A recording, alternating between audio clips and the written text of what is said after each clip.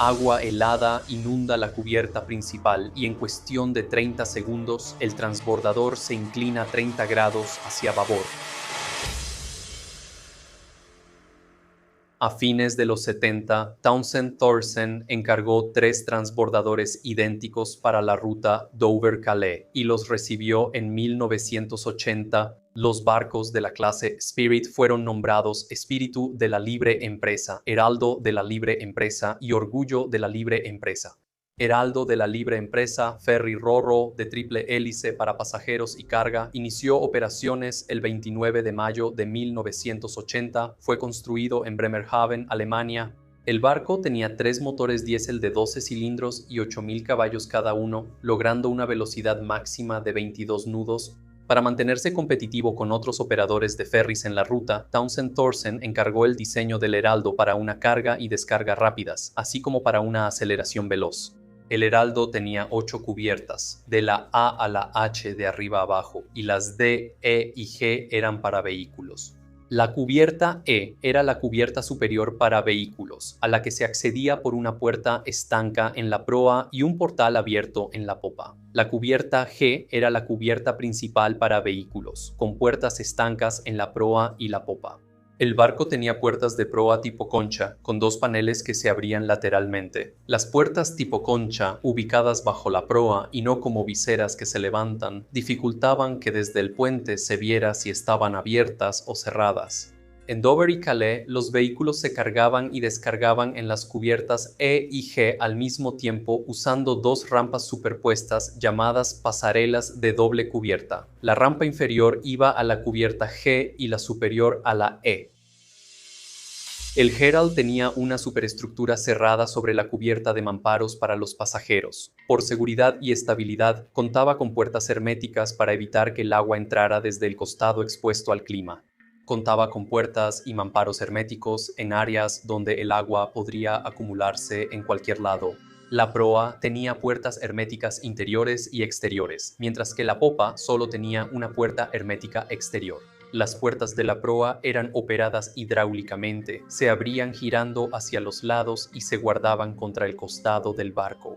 Las puertas interiores de la proa servían como una barrera adicional contra la entrada de agua a la cubierta principal de vehículos.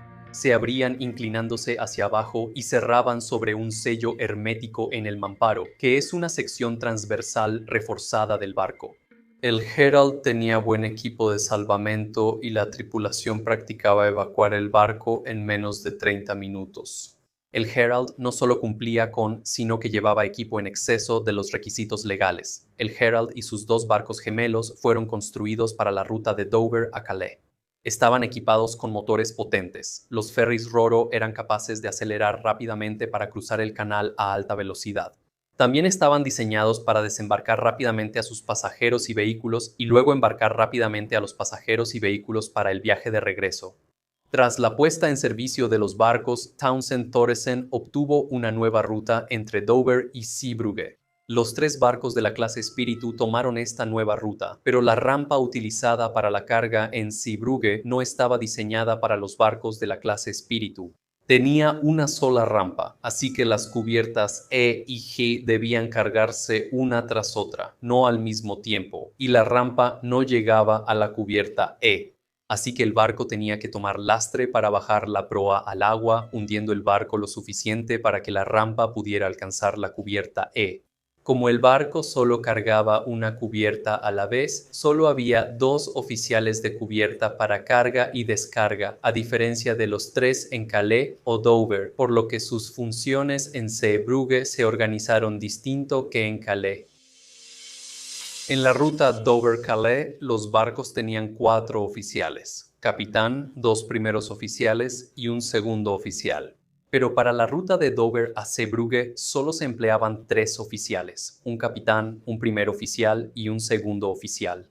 Cuando el Herald asumió el servicio a Zeebrugge, el complemento total de oficiales de cubierta agrupados en 5 turnos rotativos se redujo de 15 a 10 oficiales. Los 5 tripulantes adicionales fueron asignados a otras partes de la flota. Cuando el Herald volvió al servicio de Calais, en vez de que regresaran sus 5 oficiales adicionales originales, se asignaron oficiales de barcos en mantenimiento. Por el sistema, la mayoría de los oficiales temporales solo cubrían algunas tareas. Su principal preocupación era cargar el barco y navegar de manera segura entre Dover y Calais. Participaron menos en la inspección y organización de la embarcación porque no era parte de sus deberes, lo que afectó el mantenimiento, la seguridad, la capacitación de la tripulación y el funcionamiento del barco. El 6 de marzo de 1987, hacia el final del invierno, el Herald comienza a cargar en el puerto de Zeebrugge. Los tanques de lastre de proa del Herald se inundan para bajar la proa mientras cargan la cubierta E. A las 17:40, la carga de la cubierta E está completa, así que transfieren la rampa a la cubierta G. El primer oficial ordena que se bombee el tanque de lastre para elevar la proa. Tomará más de 1 hora bombear el agua y devolver la embarcación a su calado normal. El viaje del viernes por la noche de Zeebrugge a Dover está bastante lleno. Muchos pasajeros regresan a Dover. Hay 459 personas a bordo, incluyendo 80 tripulantes. El total de personas es de 539 según el manifiesto del barco. Hay 81 autos, 3 autobuses y 47 camiones de carga. El Herald tiene licencia para transportar un total de 630 personas, incluyendo la tripulación, así que el manifiesto de pasajeros está dentro de los límites del barco. Pero el barco está ligeramente sobrecargado de peso cuando sumas el combustible, el agua, los pasajeros y la tripulación, además del peso de los autos, camiones y autobuses. La sobrecarga es común. Incluso el capitán informa a la administración en tierra que tienen exceso de carga. El último oficial en cubierta se supone que debe ser el contramaestre asistente Mark Stanley, y es su responsabilidad cerrar las puertas de proa antes de soltar las amarras. Pero Stanley no está en la cubierta. Se fue a su camarote para tomar un breve descanso después de despejar la cubierta de autos cuando llegaron. Cuando suena la llamada del puerto y sueltan las amarras, Stanley sigue dormido en su camarote. El primer oficial, Leslie Savell, debe quedarse en la cubierta para asegurar que las puertas de proa estén cerradas o ser relevado por Stanley lo que ocurra antes. Pero debe llegar a la estación del puerto en el puente, así que sale de la cubierta G con las puertas de proa abiertas. Él confía en que el contramaestre asistente pronto regresará de su camarote. Terence Ailing, el primer contramaestre, es la última persona en la cubierta, pero no es su responsabilidad cerrar las puertas. Y no sabe que el primer oficial se ha ido, ni que el contramaestre asistente está ausente de su puesto. En el puente de mando, el capitán David Lowry, comandante del Herald of Free Enterprise, cree que las puertas ya están cerradas. Desde su posición en el puente, no puede ver las puertas, no hay ninguna luz indicadora en el puente de mando que le avise del problema y el primer oficial Savell se supone que debe advertirle si hay algún problema con las puertas, pero Savell no menciona nada. La tripulación del Herald tiene presión para zarpar ya. Ya llevan 5 minutos de retraso debido al procedimiento de carga más largo en Zeebrugge y hay presión para dar la vuelta al barco rápidamente. La empresa envió un memorándum al subgerente el 18 de agosto de 1986 que dice: Se debe hacer todo lo posible para que el barco zarpe 15 minutos antes. Espero leer de ahora en adelante que el barco salió 15 minutos antes. Presiona al primer oficial. Si crees que no se está moviendo lo suficientemente rápido, pongamos las cosas en claro. Salir tarde de Zeebrugge no es aceptable. Para nosotros son 15 minutos antes. Después de completar las operaciones de carga en Zeebrugge, el Herald comienza su procedimiento de salida. Empieza a alejarse del muelle número 12 a las 18:05. Sale marcha atrás del muelle y luego gira a estribor al final de Kennedy Quay. Después de completar su giro, navega hacia la salida del puerto a una velocidad de 14 nudos. El clima es bueno, con una brisa ligera del este y un pequeño oleaje. A las 18:24 menos de 20 minutos tras encender el motor, el Herald cruza el malecón del puerto. El Herald lleva retraso y el capitán Lurie está ansioso por recuperar el tiempo perdido. Ignora las restricciones de velocidad del barco que evitarían que el agua entrara por la proa. Mientras la embarcación está inclinada hacia la proa, el Herald acelera de 14 a 19 nudos. La proa de la embarcación ya baja en el agua, se hunde más bajo la línea de flotación y aumenta la altura de la ola de proa. En aguas poco profundas, la embarcación experimenta una fuerza llamada asentamiento. Cuando el agua pasa por debajo del barco en aguas poco profundas, se comprime en un espacio más reducido y al aumentar la velocidad del agua, se crea una baja presión que succiona el barco hacia abajo aún más. La proa del ferry está baja y el asentamiento la hunde más. Con las puertas de proa abiertas, el agua helada del mar se derrama sobre la pala de proa y fluye hacia la cubierta principal. La mayoría de los barcos están subdivididos en compartimentos estancos, pero un ferry robo como el Herald tiene una cubierta para vehículos que es un espacio abierto y continuo. A medida que el ferry acelera, el agua de mar fluye a lo largo de toda la embarcación. El agua pesada aumenta el peso en el ferry, llevándolo mucho más allá de sus límites ya sobrecargados. Una capa de agua inunda toda la longitud de la cubierta principal. Mientras el ferry se balancea suavemente de un lado a otro con el leve oleaje, el agua sigue el movimiento del ferry. Este fenómeno se llama efecto de superficie libre. El agua de mar se acumula en el lado izquierdo de la cubierta de vehículos, desestabilizando el equilibrio del ferry. En cuestión de segundos, el ferry se inclina 30 grados a babor, luego el agua se asienta y el barco ya no se inclina más. El capitán y la tripulación solo tienen un momento para recuperar el aliento antes de que el Herald gire ligeramente a estribor por el peso del agua a bordo y luego se incline lentamente hasta casi 90 grados. A las 18:28 el Herald encalla en un banco de arena con su estribor fuera del agua. Este giro repentino a estribor en los últimos momentos y el zozobrar sobre el banco de arena evita que el Herald se hunda completamente en las aguas profundas del canal central. Esta secuencia de eventos toma menos de 90 segundos. La tripulación no tiene tiempo de pedir ayuda, alertar a los pasajeros ni bajar botes o chalecos salvavidas. El agua rápidamente sobrepasa los sistemas eléctricos del barco y provoca cortocircuitos tanto en la energía principal como en la de emergencia, sumiendo el ferry en la oscuridad. Es marea alta y el Herald yace de lado, medio sumergido en aguas poco profundas, a menos de 1 milla de la costa. La draga belga Sunderis está dragando entre el muelle nuevo y el muelle viejo. En el lado occidental del canal, la tripulación ve que el Herald gira bruscamente a estribor, casi perpendicular al canal. Se inclina a babor, volcando sobre el banco de arena. 30 segundos después, las luces del ferry desaparecen. El Sunderus avisa al control de puerto de Zeebrugge por VHF y se dirige al sitio del accidente. Informan que las puertas de proa están totalmente abiertas. El Sunderus es la primera embarcación en llegar al lugar y la tripulación comienza de inmediato a buscar sobrevivientes a bordo del Herald. Muchos de los que estaban en el costado de estribor o lado alto del barco logran trepar por los pasillos y escapar hacia el costado del ferry. Otros están sumergidos en agua helada sin chalecos salvavidas y en completa oscuridad. Algunos logran llegar a un lugar seguro, mientras otros luchan por flotar entre escombros y cuerpos. Los tripulantes que llegan al lado alto del ferry notan que aún quedan pasajeros atrapados dentro.